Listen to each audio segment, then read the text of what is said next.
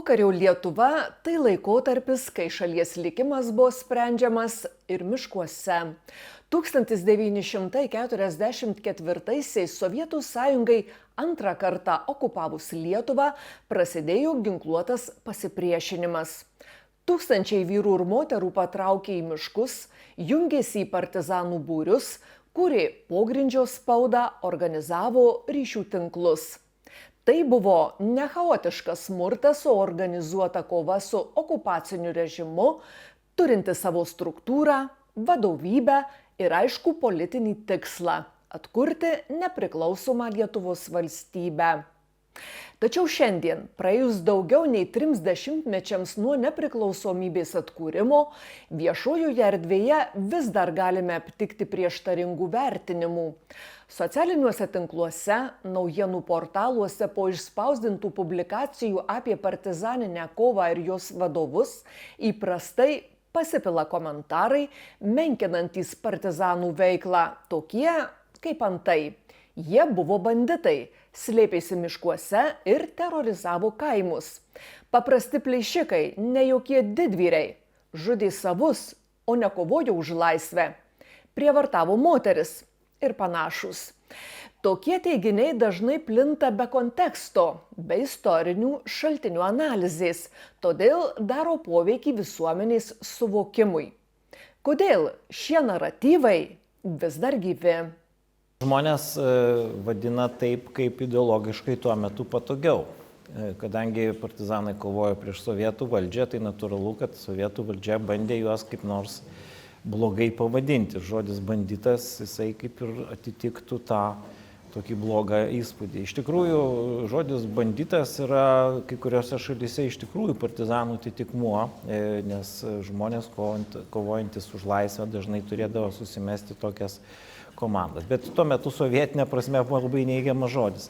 Tai dėl to jisai buvo kabinamas, etikečių kabinimas vienas iš būdų diskredituoti politinius priešininkus. Kodėl iki šiol egzistuoja, tai yra iš tikrųjų svarbus labai klausimas, todėl kad mes turim tokią bendrą liniją, kurią pasakojam. Bet jeigu mes pažiūrėtume kiekvieną šeimą, tai ten būtų visokių individualių istorijų. Ir tos istorijos gali būti susijusios tiek su, sakykime, tų giminės pirmtakų buvimu kitoje pusėje, tiek kažkokie konkretūs, realūs išgyvenimai, kurie paliko žmonėms labai gilų įspūdį. Pas mane buvo toksai studentas, kuris tyrinėjo, kad reiškia iš vis tas laikotarpis žmonių priimamas kaip labai sunkus laikotarpis ir visi kovotojai, tie ypatingai, kurie ateina ir kažką paima, yra priimami pakankamai priešiškai. Tai labai natūrali žmonių reakcija. Kaip sakydavo žmonės, dieną vienų valdžia, naktį kitų. O žmogus buvo neapsaugotas. Dėl to toks kartais būna tas toks įspūdis parsineštas. Bet visi partizaniniai karai panašiai yra vertinami, todėl kad jie neturi savo logistinės sistemos. Gyvena iš žmonių, iš jų paimdami tuo metu ir taip nelabai gausius tos maisto ir kitų dalykų, tas atsargas. Ką reiškia vogė? Tai nevogė ir tai tiesiog turėdavo rekvizuoti, nes maisto žmogus valgo karo metu daugiau negu taikos metu ir tuo labiau gyvenant labai sunkiom sąlygom, tai iš tikrųjų žmogui visko reikia. Ogi nėra kas juos atveža, nes mes kartais gyvendami savo patogiam gyvenime nesuprantam, ką reiškia gyventi nelegaliai. Tai yra labai sudėtingas reikalas ir natūralu, kad žmonės, ypatingai jeigu pagyvenę miške ilgiau, jie pasidaro ir pikti, reiškia, matydami, kaip kiti ten susitaiko su esama valdžia ir šokiai juos nervuodavo, kartais turėdavo ir asmeninių sąskaitų suvedimo. Tai natūralu, kad reiškia tas partizaninio karo ta realybė, kada mes žiūrim iš paprastų žmonių pusės, jinai kartais yra pakankamai skaudi. Tuo tarpu, žinot, iš kovotojų pusės visai kitoks vaizdas. Dėl to labai svarbu, vertinant praeities įvykius, matyti juos iš skirtingų perspektyvų ir tada suprasti, kas ten iš tikrųjų vyko. Minėti dezinformaciniai naratyvai nėra atsitiktiniai. Jie atkartoja sovietinės propagandos schemas, kurios dešimtmečiais formavo visuomenės požiūrį į partizanus. Kodėl šis naratyvas buvo naudojamas ir tebenaudojamas?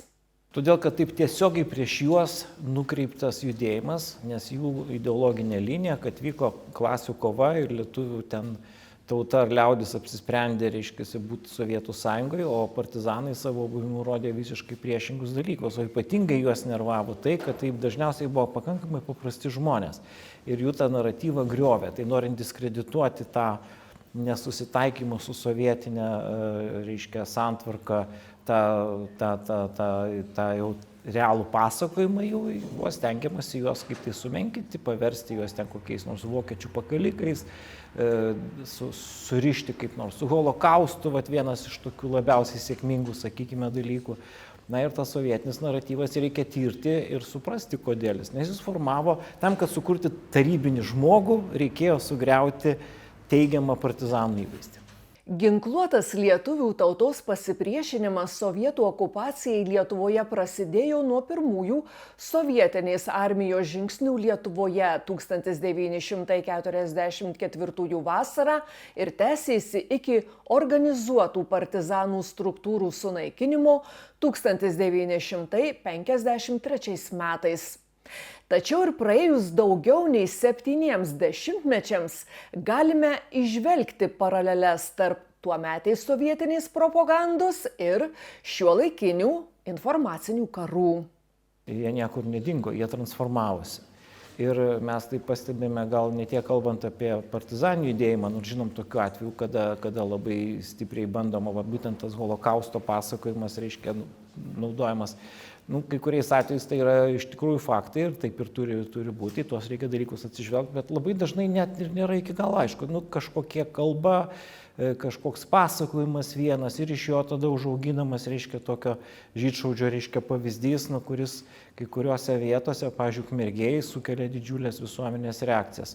Tai tie sovietiniai pasakojimai jie transformuojasi ir prisitaiko prie sąlygų, nes tie liaudies kovotojai ir jų palikuonys niekur nedingo. Ir ypatingai tai gali būti susiję ir su tam tikra politinė dabartinė veikla, kadangi vis tiek tos visos partijos turi tam tikrą visuomeninį sluoksnį, iš kurio išaugo. Tai natūraliai, kad jisai gali būti ir nepasikeitęs nuo sovietinio laikų ir dėl to taip yra. Tai konkrečiai, kiek žmonių dalyvavo, pavyzdžiui, liaudies gynėjų tarpe, kiek žmonių buvo kolchozų pirmininkais ir taip toliau, taip toliau. Tai tiegi žmonės jie išgyveno, jie turi vaikus, anūkus ir jų pasakojimai tikrai skirsis nuo tų, kurie grįžo iš tremties. Reikia žinoti, kad yra toksai frontas, kova dėl išlikimo, kova dėl istorinės atminties, dėl paminklų, dėl konkrečių asmenybių, tai yra natūralus dalykas ir visos tautos išgyvenusios okupacijas išgyvena ir šituos tokius reiškinius. Ar tai Belgija būtų, ar Niderlandai, reiškia, ar Prancūzija, kur buvo labai didelis kolaboravusių žmonių skaičius, reiškia, tas vertinimas yra, jis išgyvena vėl kelis tai etapus, iškart po tų įvykių, dažniausiai būna su tais kolaborantais labai žiauriai elgiamasi, paskui po truputį tas aprimsta, bet vis tiek dar sukyla tos bangos, nes žmonių vienas dalykas, kai eina kalba apie kažką, o kitas dalykas, kai kalba apie tavo senelį.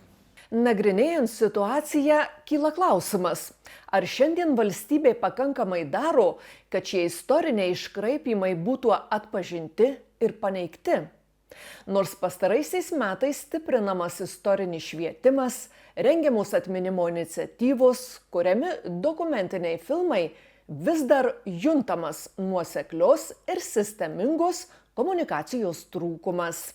Informacinėje erdvėje propaganda dažnai plinta greičiau, nei ją paneigiantys faktai, o kritinio mąstymo ugdymas visuomenėje išlieka nevienodas. Dažnai mes daugiau kalbam apie kitus dalykus ir mokyklinėse programose skirta tam laiko, bet ta laiko dažnai yra labai nepakankamai. Ir istorijos mokytojai pasakoja, kad prie dabar naujų programų yra labai sudėtinga kokybiškai išdėstyti kursą, kadangi labai išplečiamas laukas, apie ką reikia kalbėti, ir valandų skaičius skirtas kiekvienai temai yra per mažas.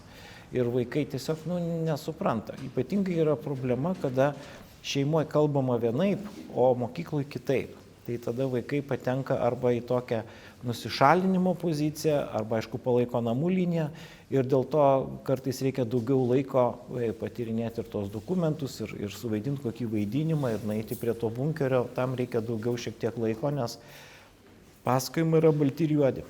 Problema yra tai, kad Lietuvos valstybė dažnai nesupranta, kad jinai turi visą tą lauką valdyti.